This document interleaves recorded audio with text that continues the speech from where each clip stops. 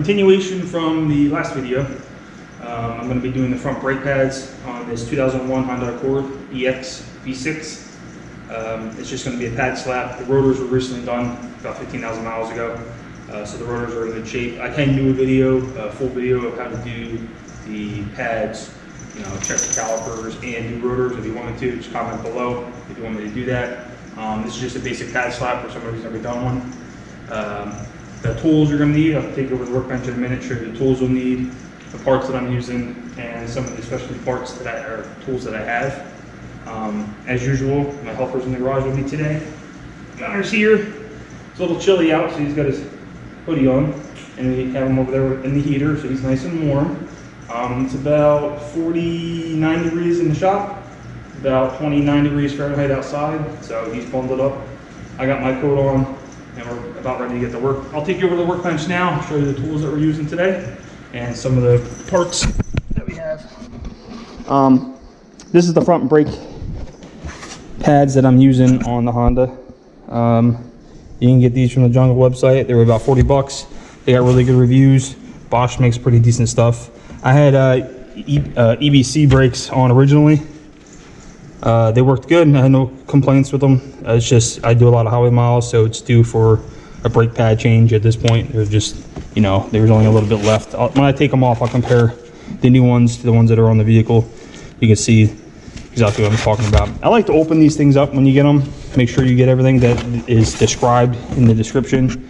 You know, new brake pads, new hardware, you know, grease. I use a light. This is just a magnetic light.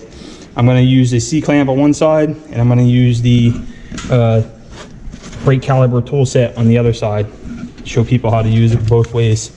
You don't need specialty tools to do this job. I'm just going to show you with this tool. Like I said, you can rent these at AutoZone or wherever, or you can buy these through like maybe 40 bucks. They're not that expensive. If you do a lot of brake stuff, I highly recommend just buying this. It'll pay for itself after like 2 or 3 brake jobs, not even.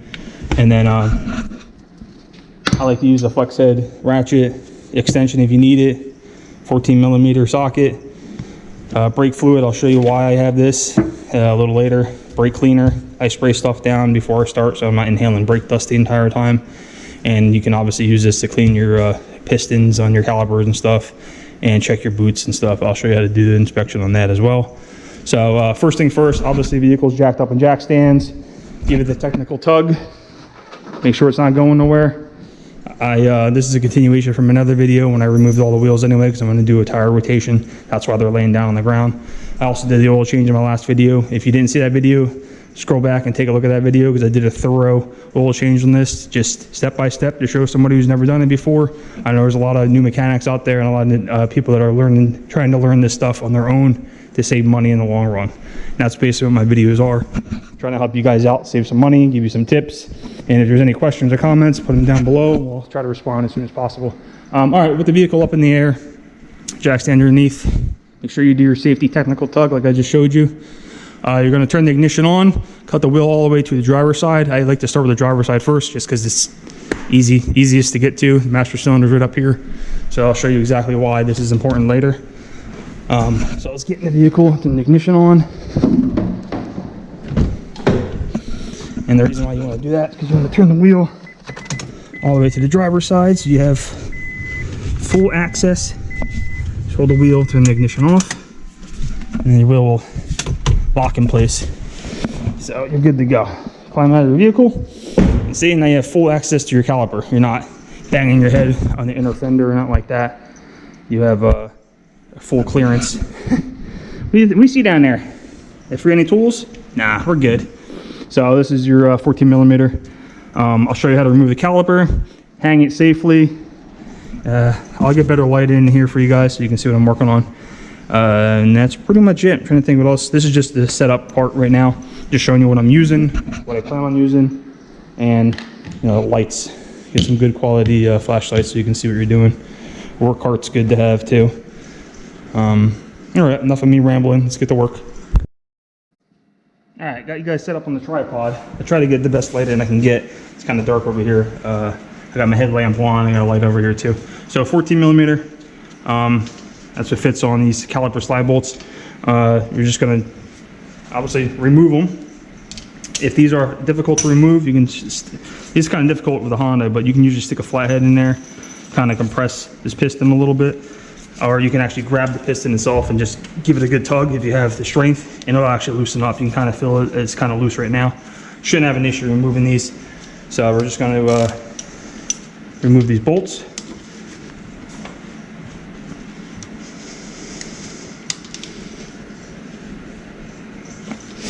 I like to go back and forth a little bit, try to loosen these things up. It's tight, man. Jeez. There you go. Now you can see that. Just unloosen the bolt, that's all.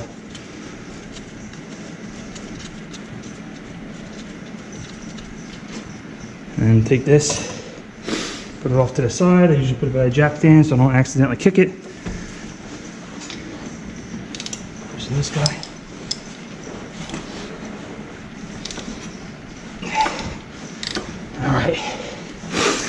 So pull those two bolts out, top and lower bolt. Is that good? Did I do it right? Doing your pup inspection? Always entertaining having a puppy with you. So pull those two bolts out. Before you do that, I like to get a coat hanger. You can use something as simple as a coat hanger to hang these calipers. They actually make these. They're like $2 online. You get like a set of 4. So when you pop the caliper off, you have a place to hang it. You have something safe, keeps the caliper from falling. So get that caliper up and out of the way. Usually just hang it from like upper control arm, or you want to do like a shock or something. Something where it's not going to fall off and smack you in the face or bust your knuckles up. Bracket will hold it, that's fine. So, all right, with that out of the way, you can get access to your brake pads. They should slide right out. You can get a closer look. You can see, yeah, see, I was getting kind of low. As you can tell, I probably had another couple hundred miles. And the way that I drive, like I said, there's a lot of highway driving, 75 plus miles an hour on some of these highways. So it helps to have decent brakes, decent brake pads. Yes, I have a little bit of meat left, but they were doing my eyes because, like I said, I don't have this car in the shop too often, so might as well do it. 40 bucks, just get a peace of mind. So I'm gonna slide brake pads out of the way. And grab a flathead, that's stuck in there, of course.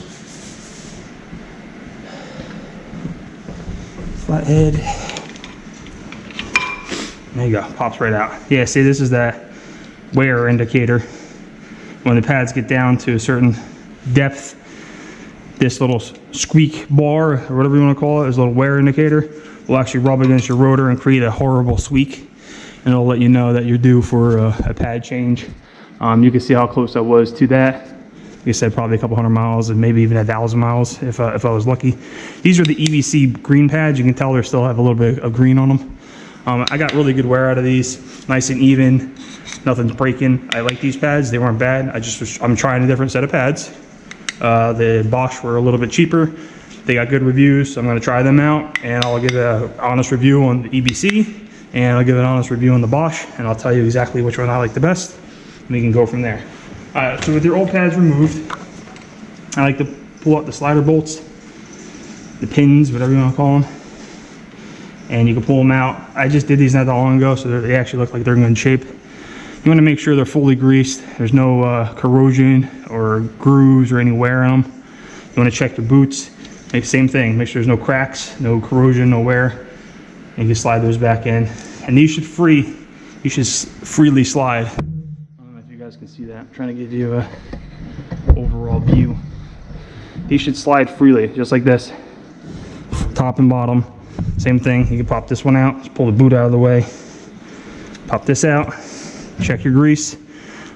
These are nice and good. I got nice synthetic grease in these last time I did them, so they look good. That's pretty much what you want to look for. Grease all the way around, no unusual grooves, no corrosion.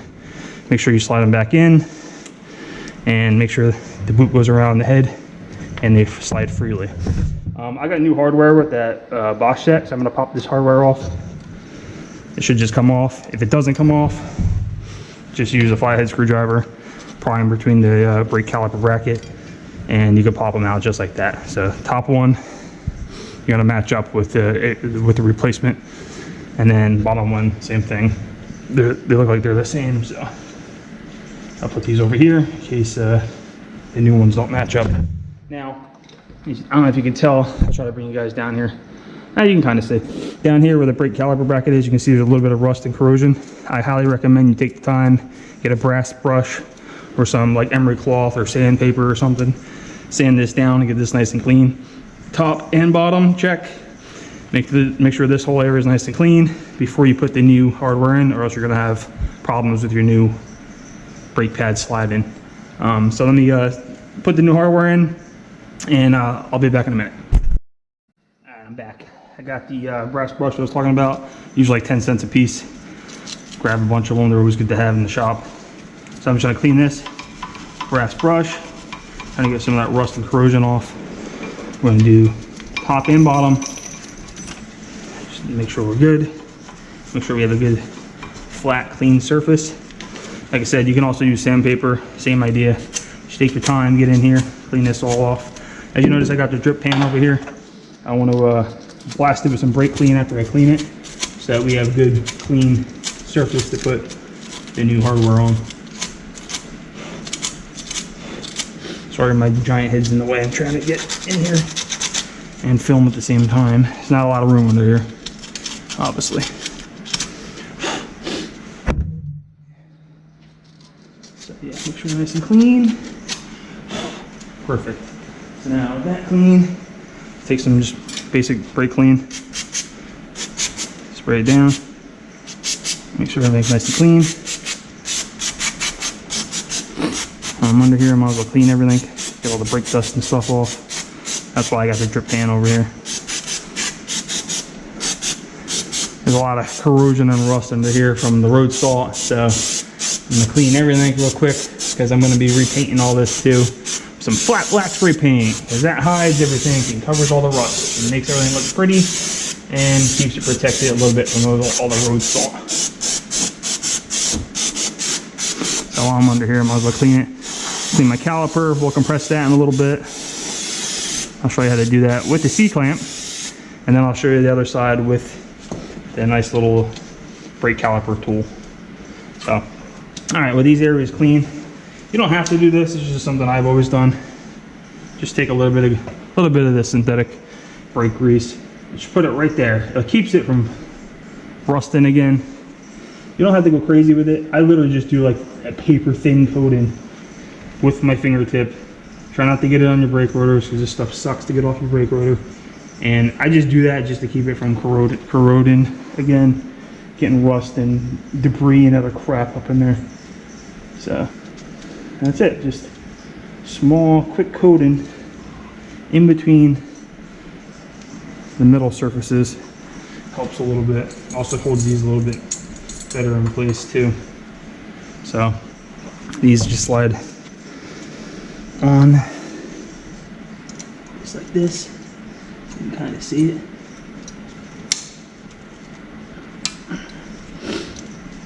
Kind of snap into place. You can tell when they're seated properly because, like I said, they kind of snap right in place. Actually, I'll do the bottom one first just to show you, because the top one's obviously a little more difficult to see what I'm trying to do. So there you go. So that's it. See this? These two tangs, or whatever you want to call them, they just slide right into the brake caliper bracket, and then this goes right in front of the rotor. Try to keep it in place with the tension. It's almost like a spring tension that holds everything securely in place. So now I usually rotate the rotor, make sure it's not rubbing up against this bracket, and then you're going to do the same thing for the top one. It's same idea.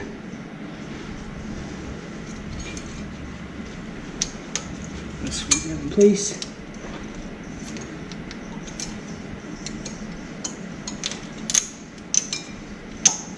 Okay. Goes in there.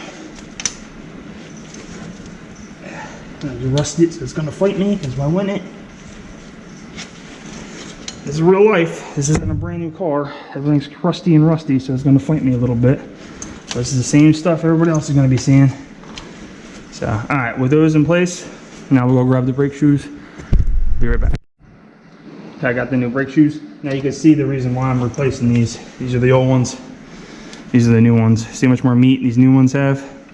You can see how it was very close to getting to where, like I said, I probably have 1,000 or so miles left on these with highway driving. I'm gonna swap them out for the Bosch ones. Now you're gonna swap the pad. Same pad for the same pad. It's pretty self-explanatory. Obviously this one matches this one. This one with the little squeak bar or wear indicator matches this one. And you want to put it in the same orientation because the caliper has to go a certain way. And you'll see that. Now take some of your synthetic brake lube that came with the kit. I usually put it on a brush, it makes it a little bit easier. And you want to do the tangs or whatever you want to call them of the brake pad that you're sliding into the brake caliper bracket. So just take your time, make sure you got a nice thin coating on everything, because this is what would make the horrible noise every time you apply the brakes. That nice squeak that you hear, it would be this pad sliding on metal to metal. So just coat that a little bit, make sure you get all those angles. I don't know if you guys can see me, and probably that's it. You don't have to go crazy. Just want to make sure you have a nice coating on it, and then with that, you line up your pad. Probably see the back of my head again, but you're going to slide it into the caliper bracket, and that's it. So the interior pad's on. You're going to do the same thing for the new pad. Obviously make sure you have the same orientation. Don't put them in backwards. I've seen stuff I've seen in the years of me cranking wrenches will make people laugh, and you'd probably be like, well, how do people manage to do that? When you're in a hurry and not paying attention, it'll go in that way, and guess what? You'll learn real hard that you put it in backwards or upside down. So just take your time, make sure you have the right orientation. If you don't know, like I said, there's a ton of videos on YouTube. There's a ton of YouTube how-tos online. Hence the reason why I'm taking my time and showing you the step-by-step process, which a lot of people don't do. They just show you edited stuff. And that's why my videos are longer than most. So, same thing, nice coating, same spots. You can even put some in here if you want, if you're paranoid about the, because these northeast roads have a lot of road salt, and they cause a lot of corrosion. So definitely use a little bit of this. It'll go a long way, and it'll save you from having headaches in the long run, stuck pads and hung up rotors and stuff. So it's gonna fight me because it's all nice and rusty. Try to put the top one in first, I guess. There you go.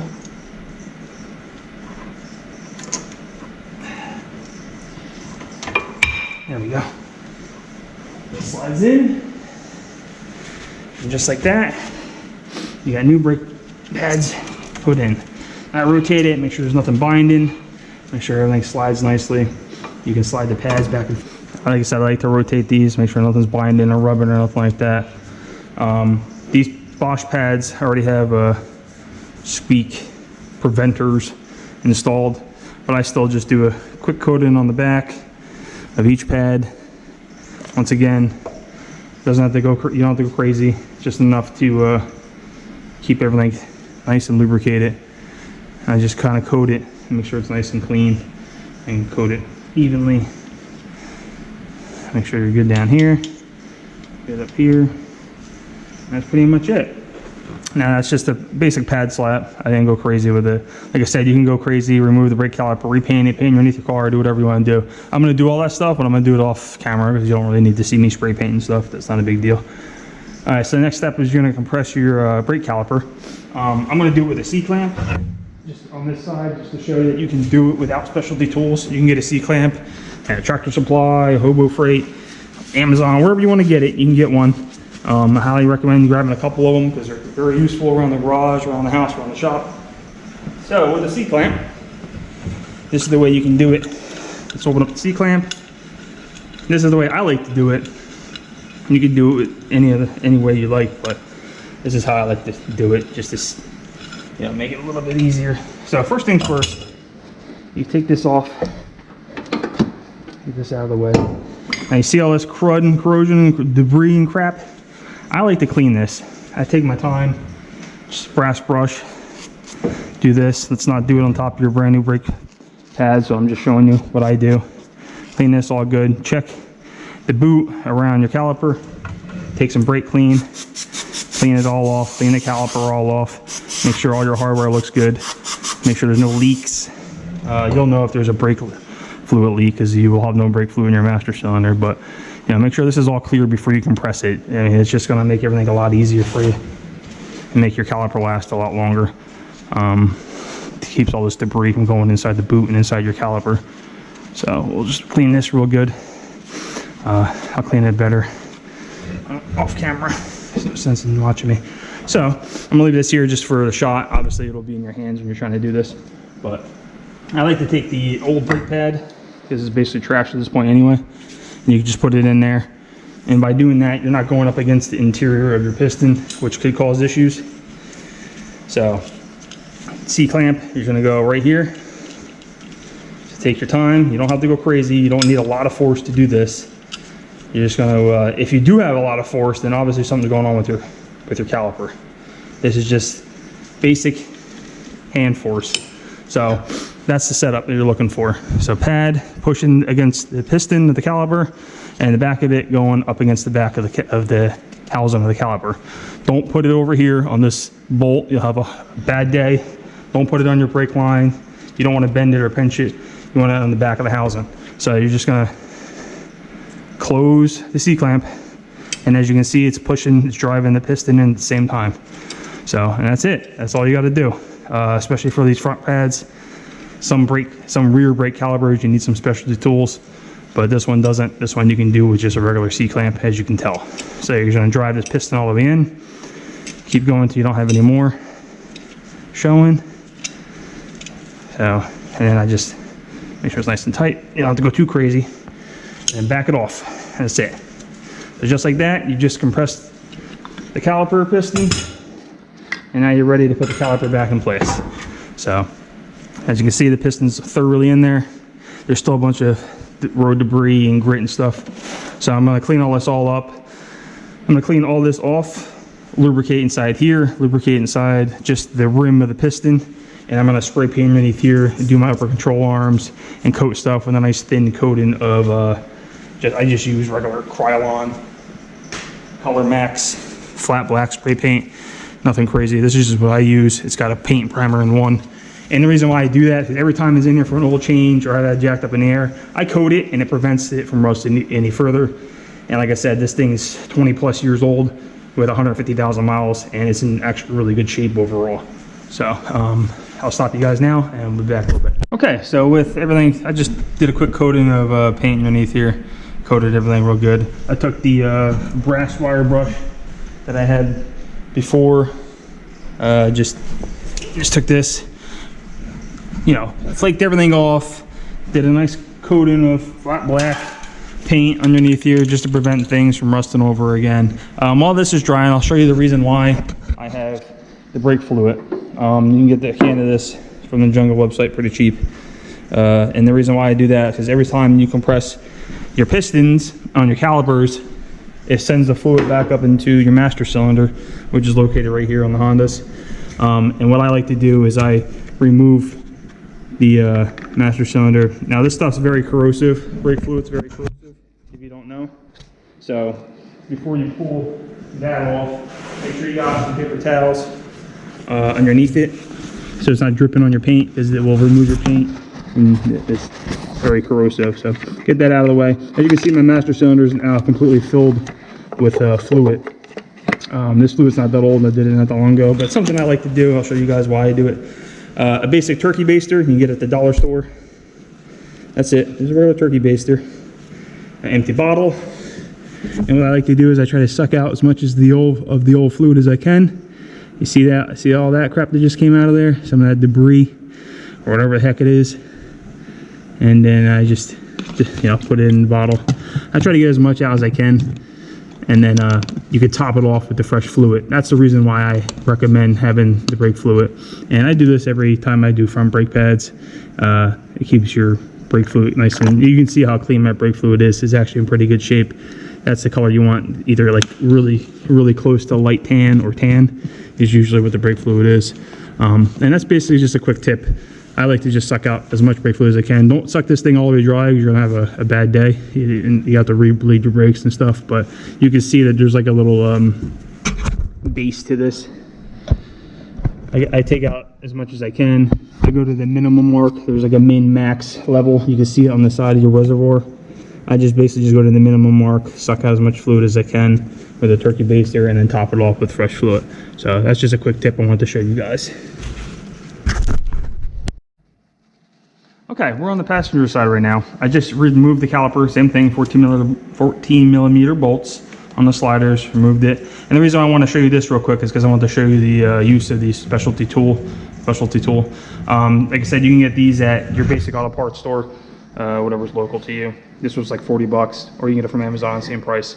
I recommend getting them if you do a lot of brake jobs. So what you want to do is you want to grab the tool itself. This is the tool, and then you want to try to match up the adapter plate with the size of the piston that's on your caliper. So this one's pretty close, so this one will work just fine.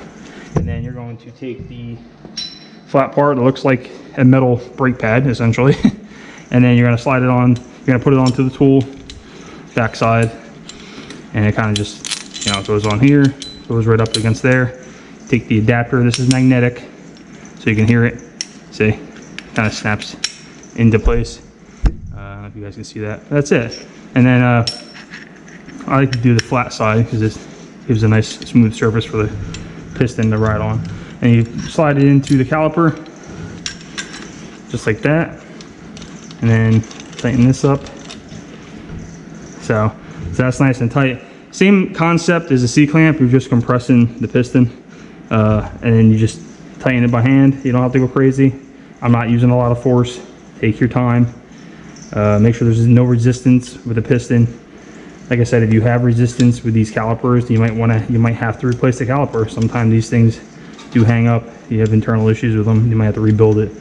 And then, as you can see, I'm just compressing the piston, just like the other side, just like using the C-clamp. Same idea. You don't need this tool to do it. You can just use a nice C-clamp.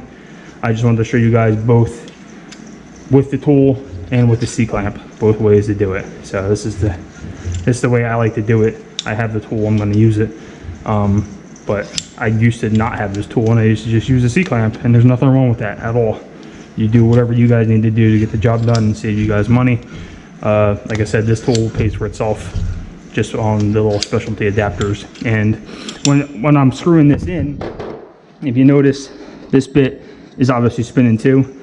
And some piston calipers, some of the calipers and the pistons, you actually have to push in and turn at the same time. A lot of European models like Audi and BMW have that, especially on the back brakes. So that's why this tool pays for itself, because it's like you kind of need it in order to do the brakes on those cars.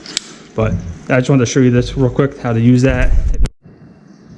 So I just wanted to show you guys this in case you never used one before, how to use it. And then when you're done fully compressing it, back it out the same way you will a C-clamp, and then the whole unit, you can pull this in. The whole thing just slides out. Trying to do it while filming, it's interesting.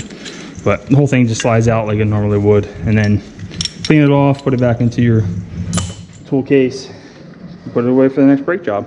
I just wanted to show you that real quick. As you can see, I'm on the passenger side now. The driver's side's still drying. I spray painted underneath the undercarriage to protect it from rust and corrosion.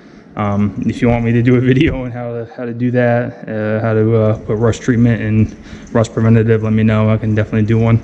It's like, I'm not trying to gloat, I'm just trying to show you how clean this vehicle actually is, because I took the time to coat this. And like I said, the Northeast roads are really bad with road salt and debris and everything else, and you could tell there's really not a lot of corrosion underneath here, which is good. But every time I'm under here, I try to clean it and put a fresh coat of paint underneath it, a can of brake clean and a can of spray paint. will go a long way to save your undercarriage from rust and corrosion and debris and all that other crap. So I highly recommend just doing that. Take the time and do it. So that's pretty much it with the brake setup. I'm trying to think if there's anything else I want to show you guys while I'm under here. I'm running out of storage on the camera, so I'm trying to basically just show you all the little tips and tricks. When the driver's side is finished drying, I'll put the caliper on and show you how to torque it down. There is a torque specification for these bolts. You can find that information online, or you can get the owner's manual, or not in the owner's manual, but in the like data sheet manual. You can find that stuff online as well. That's what I'm going to do. I'm going to go on Google and just look it up. Once again, you can see that my pads were definitely due. They were definitely getting to the point where they were definitely time to replace them. So that's it for now. I'll get back to you when the driver's side's dry. Okay, with the undercoating all dry, now we're going to put the caliper back on. According to the schematic I found online, it looks like it's 56 foot-pounds on these caliper bolts. Here's a schematic. You can pause the video and zoom in if you want. I'll see if I can have my beautiful wife edit this photo in.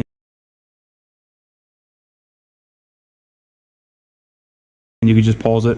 But it looks like on the caliper slide bolts, 36 foot-pounds is what it's calling for.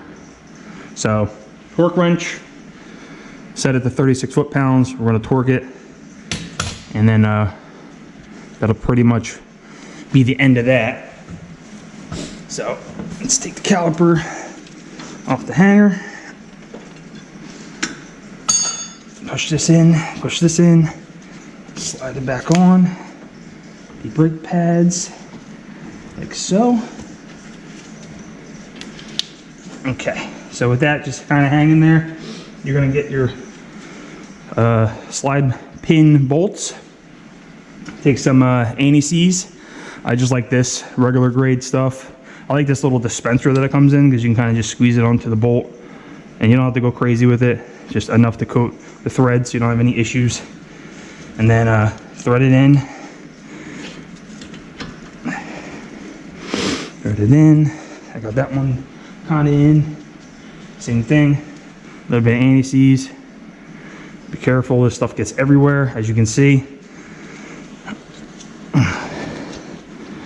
Thread that one on. Now you might want to get a pair of vice grips or something just to hold this, because when you try torquing these down, look at, see how it's spinning? That becomes kind of a pain in the butt when you're trying to torque this stuff down. Make sure your caliper orientation is correct. You always want your bleeder up. Sometimes if you're messing around with stuff, you might get confused and hang it upside down, or, you know, it happens. Believe me, I've seen it. I've seen vehicles come into the shop with a caliper upside down, or the left side on the right side, and vice versa. Just pay attention to that. You know, check your bleeders, check your brake lines while you're under here looking at stuff. And that's pretty much it. I'm gonna go get a pair of vice grips or a wrench that can fit in there. My Craftsman wrenches, they kind of have a thick head. They really don't like to grab this pin, so I like to just use needle nose vice grips just to hold it. It's just holding it to prevent it from spinning while you're torquing this down. That's all. I'll be right back. Okay, so with a pair of needle nose vice grips, just like this. Like I said, you can, if you have a thin enough wrench, you can get the wrench in there. I like to just use vice grips. They're just simple. Clip it on. Make sure you don't pinch your boot. Torque wrench. Set the 36 foot-pounds, and you're just gonna,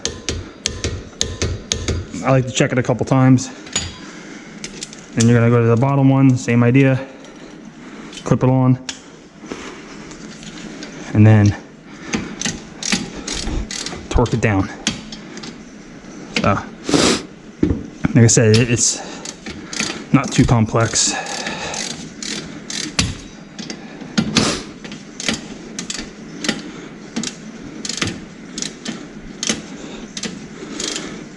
At this point, I'm trying to hurry because I'm running out of memory on my memory card, of course.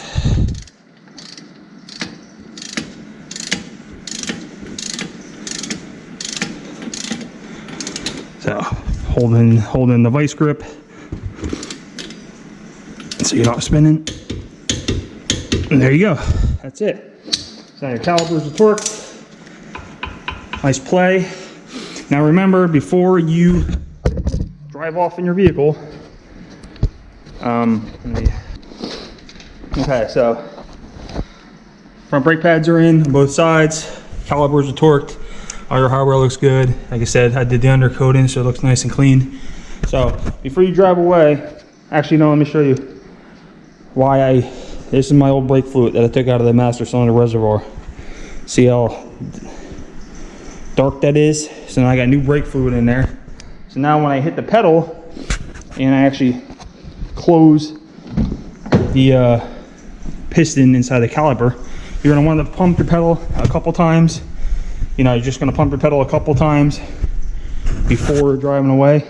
Make sure you got a nice firm pedal, and that piston will close inside that caliper and push against those brake pads, because you don't want to pull your vehicle out of the garage without compressing these, because as soon as you hit the floor, the pedal, it's just going to go right to the floor and you're going to have a bad day. So make sure you pump your pedals a couple times so you have a nice firm pedal prior to exiting out your garage or out of your driveway, and then you should be good to go. Drive moderately, you know, a couple times. There's a break-in period for these Bosch pads. It's on their website. Each brake pad manufacturer has different break-in periods. This one is just dry moderately. Try to avoid aggressive break-in for a little while, about 100 miles, and then you should be good to go. You probably smell the brake pads. You'll smell the brake pad for a little while. That's normal. That'll dissipate after a couple car rides, and that's pretty much it. If there's any questions or comments or issues, comment down below. We'll try to get back to you as soon as possible. This is just a basic front pad slap for a 6th gen 2001 Honda Accord EX. This applies to a lot of the 6th gen Honda Accords. So I think that's it. Have a good one. See you guys in the next one.